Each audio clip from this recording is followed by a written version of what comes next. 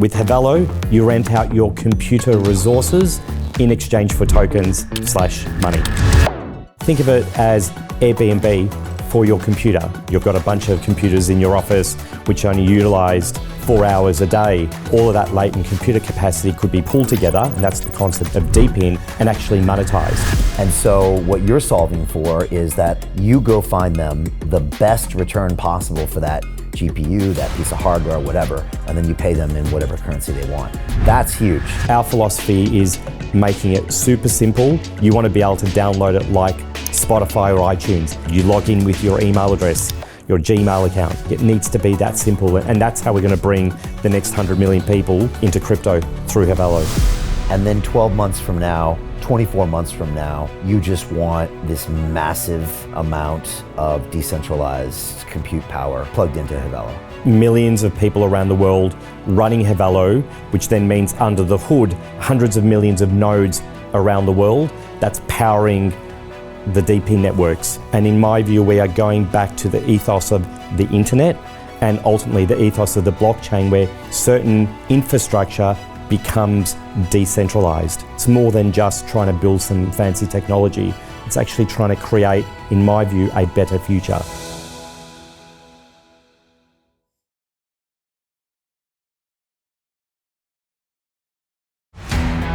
How do you get out of a rat race? How do you create wealth not only for yourself, but also for the generations to come after? I am absolutely amazed with the quality of companies that we're getting exposure to. We go on to Zoom calls with the innovators and the folks who are building new applications in metaverse, blockchain, artificial intelligence, decentralized finance. What's going on, everybody? Thumbs up if you can see me. We are focusing on early stage investment. And the quality of people that we're getting exposure to, whether it be Dan Tapiero with 1RT, Jason Ma from Open, Yatsu from Animoca. It's been a phenomenal experience thus far. It has far exceeded my expectations. We are focusing on cutting edge technologies. I view it now as the best investment I've ever made. The upside, I view, is unlimited. And as a retail investor, I would never get this exposure anywhere else outside of Investment Club. See you in the Investment Club. The world is changing. Inspiration is everywhere. It has never been so easy to connect, share, and bring people together. We're learning from others and finding the best in ourselves. Challenging our beliefs. Sharing our vulnerability. Overcoming our fears. Transforming ourselves so we can transform the world. How far can we go? This is London Real. I am Brian Rose. My guest today is...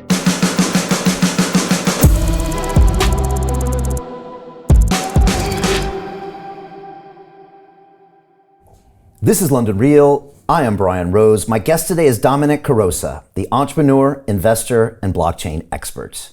You have over 25 years of experience in business and technology, making history as the youngest CEO of a publicly listed company in Australia.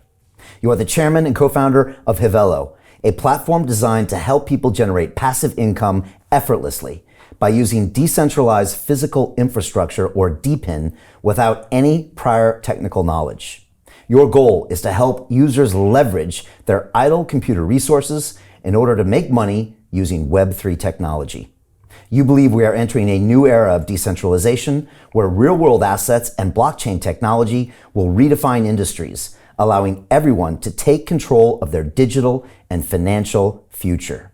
Domenic, welcome to London Real. Thanks for having me, Brian. Great to have you here. I want to start by saying that Hivello is one of our portfolio companies here at London Real Ventures, the world's first media-powered investment firm, where our mission is to transform the world by investing in cutting-edge Web3 and AI companies while giving our partners marketing exposure across the London Real media platforms and academies. We heighten awareness, create customers, and build communities by leveraging our global audience and extensive network. Domenic, we are super excited to be part of this journey with you. So let's jump in. What is Hivello? Well, Hivello is a DePIN aggregator, but before I talk about Hivello, I want to talk about DePIN, just to kind of, because it's a new term in Web3 that some people may not be familiar with. And I just want to sort of share the story of how DePIN actually came about. It was founded almost 40 years ago out of a NASA project, and not many people know this. And so NASA, over the last 40 or so years, was generating a lot of content, a lot of data from their satellites and their telescopes all around the world. And they just simply didn't have the computing power in the 80s and 90s to basically process this, to try and find a star or a planet. And so they basically set up a group called SETI, search for extraterrestrial intelligence out there. And they came up with the concept of decentralization. And so the way it worked was, and I remember doing this as a teenager, I downloaded the SETI application, and then every night I would get this batch of data that my computer would process, and then it would be sent back to SETI/NASA. And that was really the first example of decentralization, effectively using the millions of computers around the world, sharing their computer resources to, in this case, process data, process information from outer space. And back then, there was no blockchain and there were no tokens. But humans being humans, there's got to be a reward. There's got to be what's in it for me. And so if your computer or you found a star or a planet, it would actually be named after you. Wow. So that was really the first, and I remember doing this as a teenager, and I had two computers running, and I was just hoping every night that I'd find a star on my computer. So that's an example, a real life example of decentralization. The next, and once again, just to go back, when the internet first started in the 90s, things were much more decentralized. If I had built a website, I would host it at my computer at the office or at home. And then over the last 20 or so years, things have become much more centralized. The Googles, the Amazons of the world, media companies like the YouTubes, and I know we're going to talk about that as well, where there's effectively centralization and also centralization of power. And in my view, we are going back to the ethos of the internet and ultimately the ethos of the blockchain, where certain infrastructure becomes decentralized, and that is owned by the people who are able to generate income from it, and actually built by the people. So that's, I guess, so before I talk about Hivello, I just wanted to set the scene around what DePIN actually is, because there actually is some, I think, a lot of meaning, and for people that get into DePIN, it's more than just trying to build some fancy technology. It's actually trying to create, in my view, a better future. Then in terms of answering your question around what's Hivello, there are thousands of DePINs out there right now. They're technically complicated. There's different earning profiles for each depending upon the country. And so what we've really tried to do is to effectively wrap all of these DePINs into our Hivello application, allow someone to install it onto their computer, and then Hivello does the rest in terms of working out what are the best DePINs to run to maximize ROI. And the analogy that we sometimes give people is, think of it as Airbnb for your computer. Airbnb, you rent out your house or your room. With Hivello, you rent out your computer resources in exchange for tokens/money.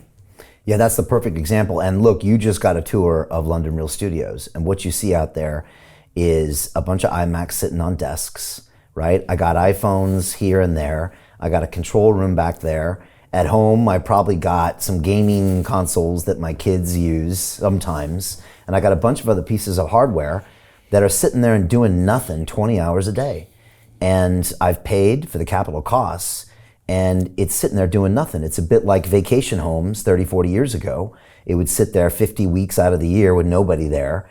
And I would go for 2 weeks, and then you'd wonder, honey, why the hell did we buy the place in Spain? And it doesn't make any sense. Yep. And so people don't realize that they could be making money while they sleep.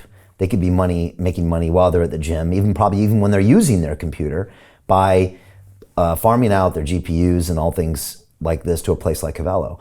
And then you make it super simple by just giving them crypto in whatever crypto type I think they want, and cutting out all the middlemen, all the gas fees, all the little things you have to do. Because if you set this up on your own, it can get quite complicated, right? Yeah, if you try and set up on your own, you've got to set up the wallets.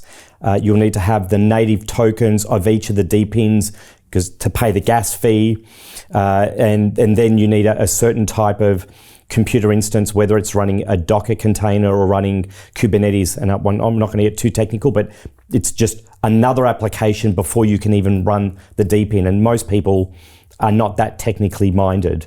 And our view is there's got to be a better way. How do we? Then there's a number of reasons why I've sort of moved down this DePIN space.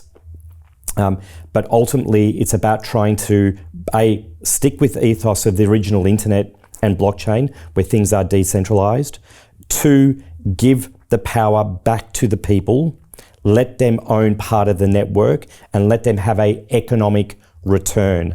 And thirdly, by having a decentralized network, it's inherently going to be much stronger, much more secure. And we've seen with hacks, one small hack or issue at one group and it brings down half the internet. When things are decentralized, there's much more resilience. And this is very much the whole ethos of Bitcoin. So our philosophy is making it super simple and then giving customers a choice, get paid in the native DePIN tokens that they're mining on their computer, or stable coin. I don't want the hassle of having to deal with 5 or 6 different wallets, or I don't care for crypto, just pay me straight into my bank account. So we can appeal to the Web2 users and hopefully bring many more Web2 users in that maybe first say, just pay me into my bank account, and then become crypto curious and say, actually, I'll take some of those tokens. Let me just see and touch and feel what this crypto is, because I think as soon as more people, non-crypto people, touch crypto, it opens up them to the possibility, and which is why we're here, and with the programs that you're running as well in terms of the DeFi programs, it's really about education. And I think Hivello is making passive income, but also educating more people into the crypto space. Do you think DePIN could be the thing, that brings that next billion users into Web3? Because everyone's always saying that their business is the one that's going to do it. Web3 gaming, and maybe it will be. Real world assets, maybe it will be. Tokenized real world assets, but it also could be DePIN, because how many 4 billion, 5 billion people have a mobile phone, and you could be in a sub-Saharan country, and the amount of money you might get for the GPU on your mobile phone, to someone here it might be pennies, but for you that could be a serious amount of money. Yeah, and there's so much latent, like the example you were giving. You've got a bunch of computers in your office which only utilized 4 hours a day. All of that latent computer capacity could be pulled together, and that's the concept of DePIN, and actually monetized. And there are, when we go further deeper into DePIN, there's certain verticals that I'm bullish on, specifically within the DePIN space, like GPU, purely because there is a big demand for GPU hashes, because GPU hashes are used to train AI models, and AI, as we know, is booming right now. And there's a real economic benefit in actually using decentralized GPU infrastructure as compared to the centralized Amazon, Googles of the world. And we're talking 80% less, 80% less, materially less, to go down the decentralized path as compared to the centralized path. Really, that much of a cost savings? Yes. And why is that? Are they just jacking up those premiums, or are they taking all the good GPUs for themselves? Yeah, it was only when I went down this rabbit hole that I actually discovered this. If I'm a consumer, I can buy a GPU, let's call it for $1,000. If I'm an enterprise and I try and buy the same capacity GPU, it costs about 10 times the amount, because it comes in a rack, it comes with nice management software. No wonder NVIDIA is $1 trillion company. So it's more about the licensing around it than anything else. And so if the actual hardware costs 10 times the amount, obviously the GPU hashes coming out of that GPU are inherently going to cost much more than the consumer version. Wow, so there's a significant cost savings by using DePIN as opposed to going to an AWS. Absolutely. And in coming back to your other point, I think DePIN and real world assets, but specifically DePIN, I think is going to bring in the next 500 billion people because it's tangible and it's also a way for people to generate income by actually creating this network, this decentralized mesh network. Because if you go back, the last 10 years of crypto, you were either buying a coin or you were speculating on it. You weren't actually, I guess the word is, creating anything or being part of something, some kind of infrastructure. But with DePIN, you can actually be part of that network, part of that movement of actually owning and earning from that infrastructure.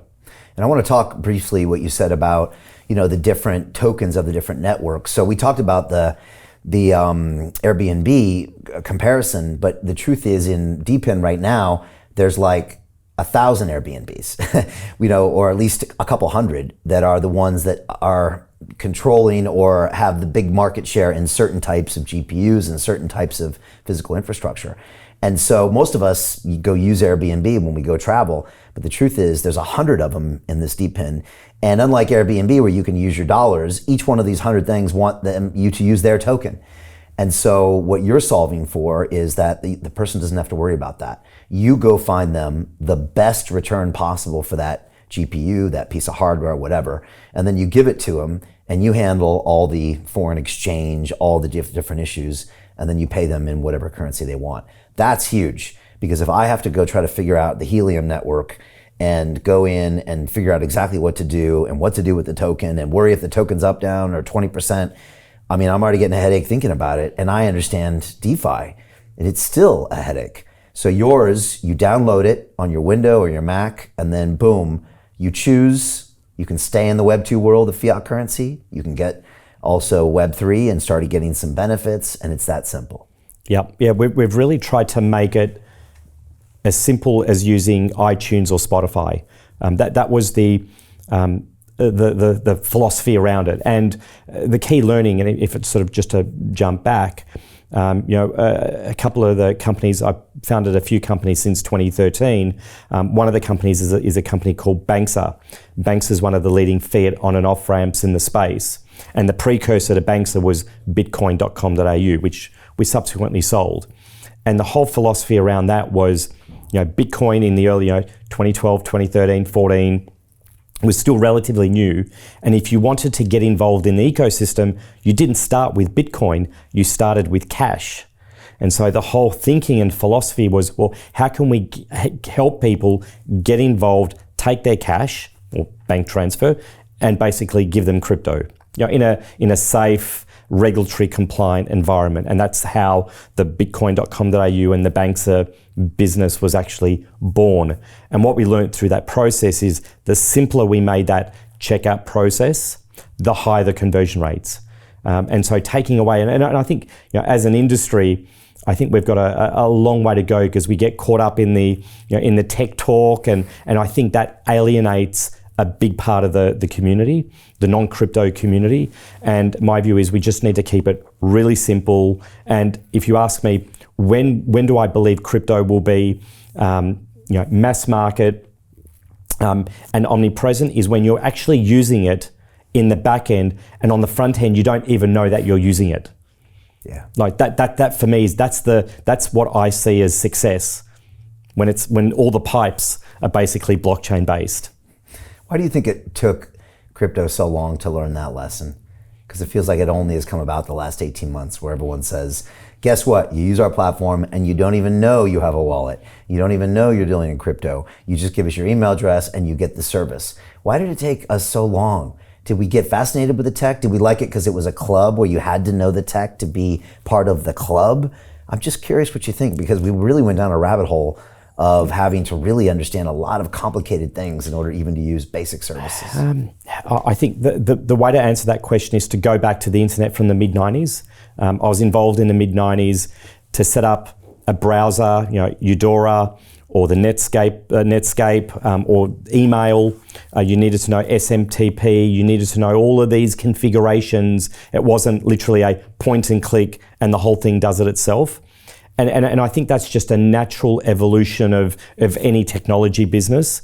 And the first 10 years of the internet were really the domain of the nerds. And I'll put up my hand and say I'm one of those nerds.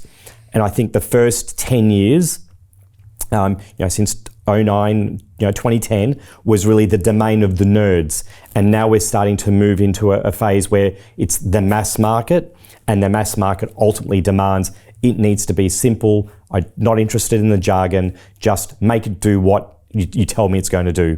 And I don't want to know about the details. Yeah, I think you're right. I got my first email when I got to MIT in 1989. And it was called Project Athena, and we all got an email. And I think I sent an email to my brother at Stanford, and then I never used it for like 6 years, just because it was so early on and no one had adopted it. But you're right, it's not until later and kind of the corporations come in and the marketers come in that they make it a little more friendly. And that's what's going on now, it seems. And now we see Web3 games that are running on AVAX, and people in the front don't know that it's running on AVAX. And that's a beautiful thing. And the same with you guys. I can download Hivello and it can start making me money and pay me in fiat. And I don't need to know that there's blockchain involved. Yeah. But you couldn't do that without blockchain, because all those DePIN networks are set up on blockchain. Because going back to your SETI example from the very early days, rewarding someone by naming a star after them is good, but it's not the most efficient capital market, is it? Yeah. It probably would have been better to have a token and to have all these different reward systems. You could have got more out of that network if you had had a token, right? And some infrastructure and some way to really give value to specific people as opposed to the promise of the star. And that's, I guess, essentially why you are using blockchain technology. You could have built this without that, right? We could have used it, but the underlying DePINs themselves actually use DePIN technology, because there's a concept called a cold start, particularly in the DePIN space. So in order to roll out the network, particularly in the early stages, you need to incentivize people to either buy the hardware, use existing hardware, and basically set up the node or set up that bit of hardware. And so the way it typically works is at the early onset of the network, there's a high percentage of the rewards in tokens. And then as the network gets bigger and you get the network effect, the rewards actually decrease over time. And that's only really possible with the advent of blockchain and crypto. And so our business model is, at our application, it runs various blockchains in the back end, but you don't need to know or even think about blockchain. We do have our own token coming out, but that's, that's more of an incentivization tool specifically around Hivello, and we're going to be launching on the Solana network very shortly, but that's more incentive-wise. Which is, slightly different to what I'm talking about around the blockchain running the DePINs. Yeah. Just real quickly while you're on that, why choose the Solana network? Obviously, the way I understand it is, when I start using your network, I will get my money, but I also might start to get rewarded in the Hivello token. And then by having more of those, I'm going to get higher rates. I'm going to get all sorts of other benefits, maybe a bit like a rewards program or a frequent flyer. And then I can really start to make even more money with you. But why Solana? You could have chose a lot of different things. Why them? Yeah, we did our research when it came to different tokens. Solana's fast and cheap. It just does what it says 99.99% of the time. It's relatively easy to work on. It's not a layer 2, because we could have gone with some of the layer 2s on the ERC network. But my view is just keep it simple. People understand Solana. It's tried and tested. We did consider going down the base route. We absolutely did look at that. But just in terms of user adoption, my view is Solana just has millions and millions of people who are already into Solana and understand Solana. Yeah, I think you're right, Dom.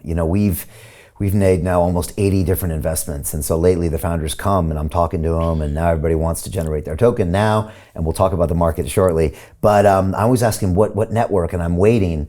And when they give me some layer 2 like Arbitrum or Base, I'll be honest with you, I'm kind of like, oh man, really? Is that another thing that I have to stick in my wallet? And now do I have to convert my stable coins to that? And nah.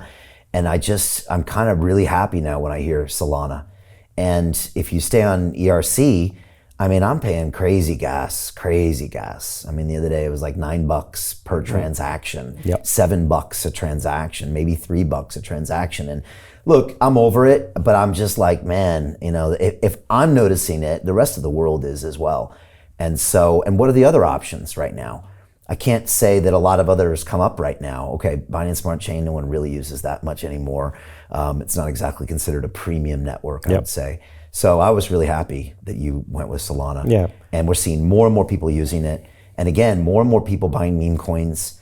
It's obvious meme coins is going to be a huge part of this cycle and a huge part of the crypto narrative for the next 100 years, I believe. And so why not have those people that understand the network that also could potentially be your customers too?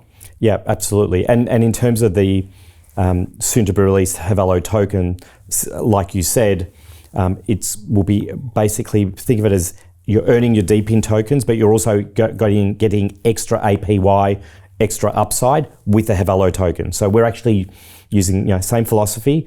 Because we've just launched in beta, we're using the token to cold start our community and our network, and just incentivize the first.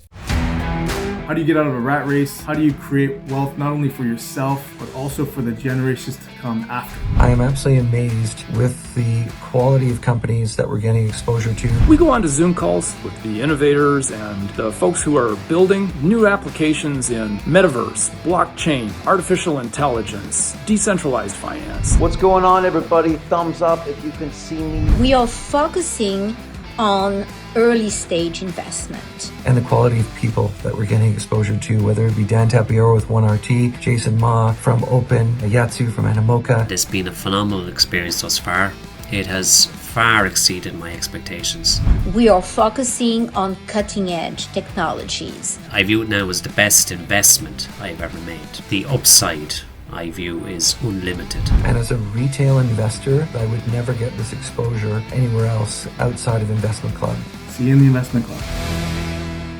50,000, first 100,000 nodes with our own token. Nice. So that for me is, once again, it's just coming back to the whole ethos around crypto and what do we need to do to basically bring it and make it accessible to millions of people around the world. Yeah, it's such an important currency to have your own token because like you said, you can incentivize people for coming on early, you can incentivize people for certain behaviors that's going to help build the network and give you the effect you need. There's a lot of good reasons for that. Yeah. Talk to me about this concept of decentralization because look, a couple years ago when ChatGPT came out, I did a deep dive into AI and I talked to some heavy hitters in this industry, from Professor Max Tegmark at MIT, who, was asking for a 6-month pause. I spoke to Peter Diamandis, who, is very close, to a lot of the futurists out there. I spoke to Mo Gaudet, ex-Google X. I spoke to Professor Hugo de Garis that wrote a whole book about what happens called the Ardalek War, where 1 billion people die. And so I went down this thing and I soon became very uncomfortable with big tech dominating AI and big tech also dominating the hardware space. And so when I look at DePIN, I look at a way to get back to everything we love about blockchain, which is decentralization, which by definition is democratization, which by definition means more freedom for us individuals and maybe even more accountability for these bigger players. Can you speak on that? And is that something you think more people will be more aware of going forward? I think most people still don't understand the concept of decentralization. And it's only once I think someone goes down that crypto blockchain rabbit hole do they actually understand the benefit and the power of it. And when I first got into crypto in 2013, I read the white paper and I was like, wow, this is going to change. This is going to change the world. And I started, my first foray was I started mining. I actually bought mining equipment. Wow. And actually started mining Bitcoin. And it was only when I did that I really understood and in my view, I think Bitcoin is a store of value. And we're basically creating this store of value, like digging it out of the ground. We're actually creating it in digital form. It's it's unique, and there's only going to ever be 21 million, and I'm talking specifically Bitcoin, and it's decentralized. There is no central government or organization that can control it, particularly if you have your own non-custodial wallet.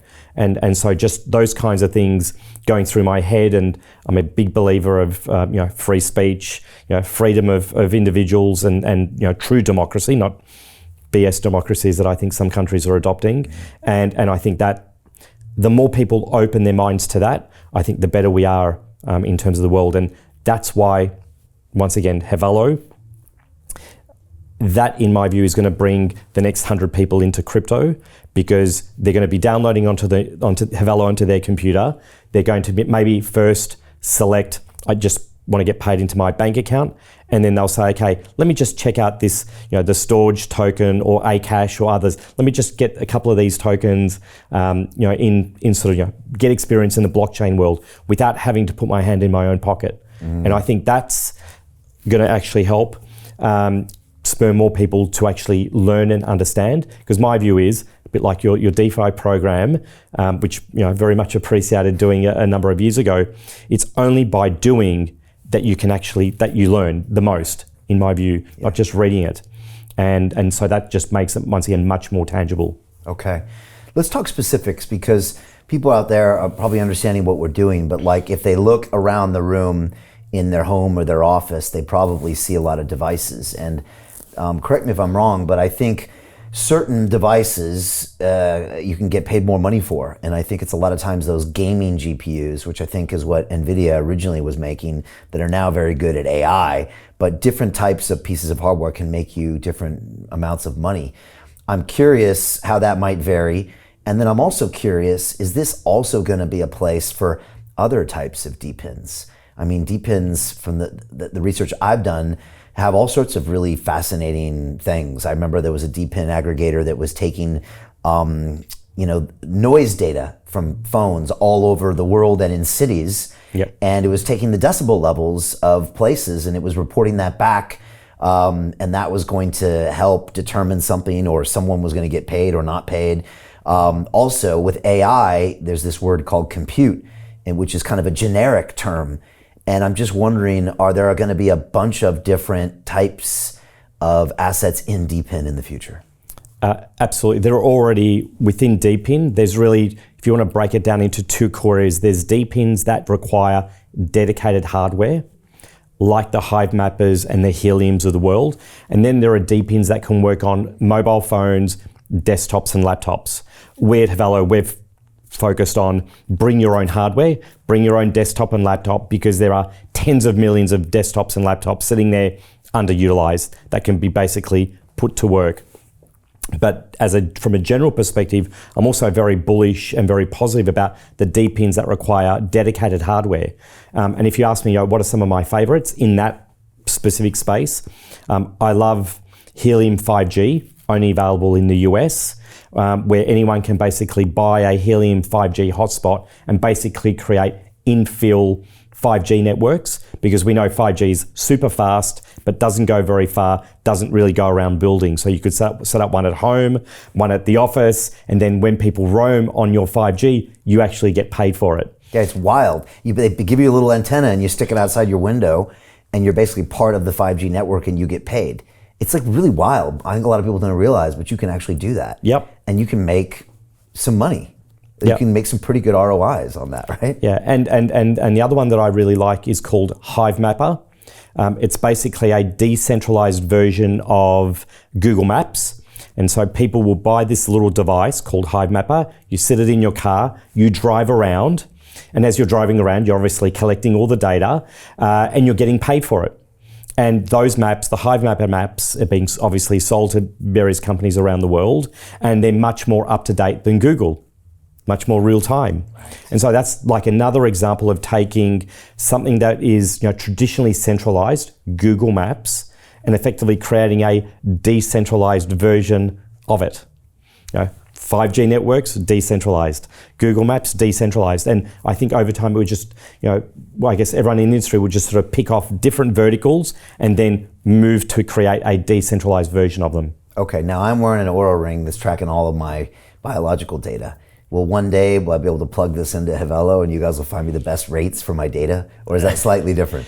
Slightly different in terms of, we will, because we're building big data cubes with all the data that we're basically generating and logging from all of the nodes.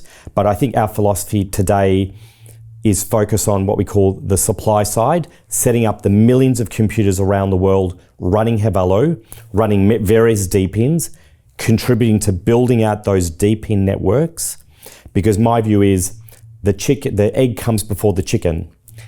That means that we first need to build the millions of computers around the world, build out that network before big business and just companies feel comfortable in actually starting to go deep and exclusively use decentralized infrastructure. Because that's the power of the blockchain. Yeah, and it's great for redundancy because you're not worried about an AWS failure or a Google failure, and we've seen those things happen, haven't we? Yep. And that's kind of back to that theory of the internet, the blockchain, and this whole thing of decentralization. Bitcoin is the ultimate test case. Bitcoin has never been down since its founding, whereas all these other networks have been down. Google's been down, Facebook's been down, your bank ATM has been down, but Bitcoin, as far as I know, has never been down.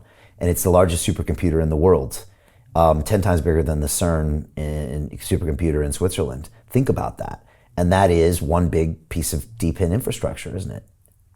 Exactly. I mean, that's an example of decentralization at its core in terms of the Bitcoin network. And then obviously you've got Ethereum and the Solana nodes. They're all effectively same but different in terms of that decentralized concept. Okay, exciting. What's next for you guys? And one thing that I thought, well, two things with you. One of the reasons we were so interested and the team was so interested in your project was, first of all, you make it so simple.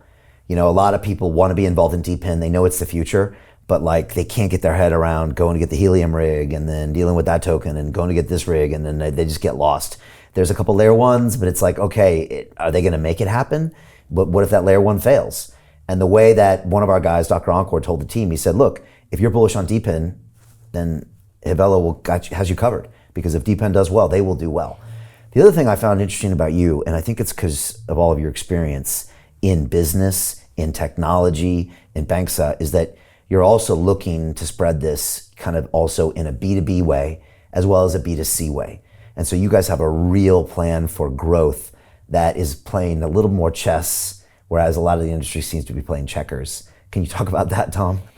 Yeah, this goes back to our customer acquisition strategy, and I'll talk live example. The way that the banks, we built the Banksa business was by taking our API and widget and plugging it into global exchanges and wallets like Binance, OKX, MetaMask, Trust Wallet, and hundreds of other partners. And so getting access to millions of eyeballs without spending millions of dollars. And so with Hivello, I'm going to adopt exactly the same strategy. Obviously, we're going to have a B2C route because we want to build the community, but where I believe we can get the biggest leverage in our business model is by doing deals with exchanges. We've already got a number of exchanges signed up. We're in the process of signing up many, many more.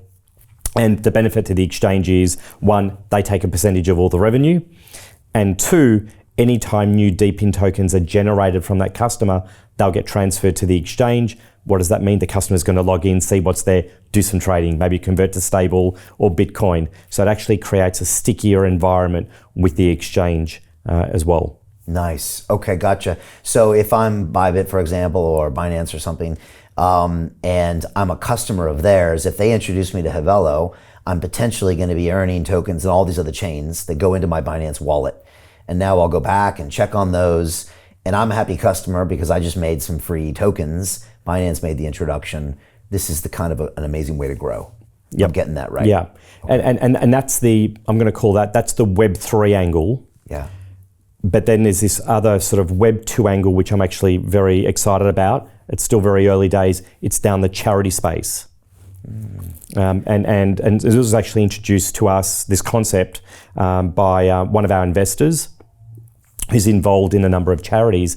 And he said, could we create a version of Hivello? And he gave the example, Save the Children. And so, hypothetically, the charity could email their user base saying, download the Save the Children version example of Hivello, and as it's generating, that money gets donated to the charity. So it's like passive giving. And when he told me this idea, I thought, A, yes, we can do this from a technical perspective, and B, just imagine, the good this will do, because charity donations are down. There's so much that still needs to be done down that space, and this is a way that people don't even need to think about crypto, but they can just give passively. So we're speaking to a number of groups. I'm going to say that's going to be a slow burn, because charities are not maybe that tech savvy, don't really understand blockchain, so there's a real educational process. But all it takes, as you know, in the space is one or two big charities, and then the rest will follow. Yeah, can you imagine some like big national global charity just saying, hey, download this, and then they could have a leaderboard, and then they could thank their top 50 donors, and it's a great way to do it. It's an interesting angle. I haven't seen that applied, I don't think, anywhere in Web3. So that's exciting. No, I haven't seen it applied. Yep. What does the competition look like for you out there? Obviously, there's people that are kind of focusing on DePIN. There's DePIN layer 1s out there.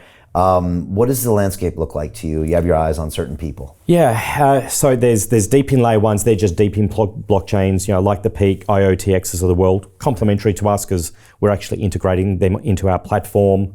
Okay. There's the DePINs themselves, because you could argue that you could go direct and do it and download a DePIN, right. Download Grass or Mysterium or some of the others yourself. But then you come to the issue of you've got to have the right wallet. You've got to have their token sitting in your wallet to cover the gas to get onboarded. You've got to do all these things rather than just click a button with Hivello and you're up and running. We do have another competitor, smaller than us.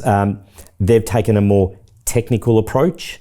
You need to download some specialized software before you can even run their software.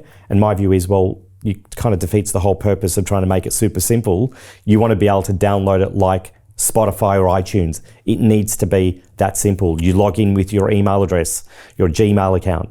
Right. Like it needs to be that simple. And that's how we're going to bring the next 100 million people into crypto through Hivello. Okay. What do the next 3 months look like for you, and then the next 12 months? Right now, real focus on the product and adding many, many more DePINs. We've obviously got our TGE, token generation event.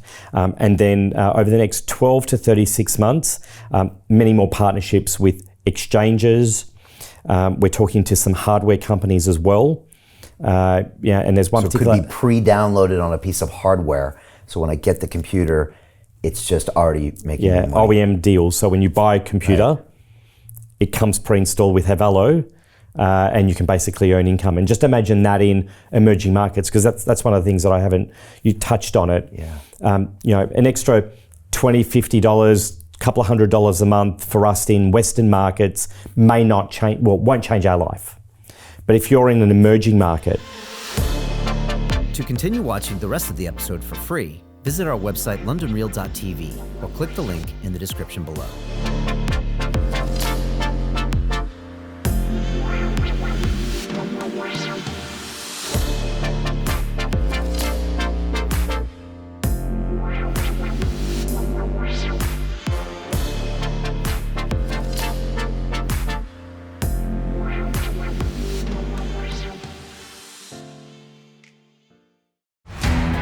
How do you get out of a rat race? How do you create wealth not only for yourself, but also for the generations to come after? I am absolutely amazed with the quality of companies that we're getting exposure to. We go on to Zoom calls with the innovators and the folks who are building new applications in metaverse, blockchain, artificial intelligence, decentralized finance. What's going on, everybody? Thumbs up if you can see me. We are focusing on early stage investment. And the quality of people that we're getting exposure to, whether it be Dan Tapiero with 1RT, Jason Ma from Open, Yatsu from Animoca. It's been a phenomenal experience thus far. It has far exceeded my expectations. We are focusing on cutting edge technologies. I view it now as the best investment I've ever made. The upside I view is unlimited. And as a retail investor, I would never get this exposure anywhere else outside of Investment Club. See you in the Investment Club.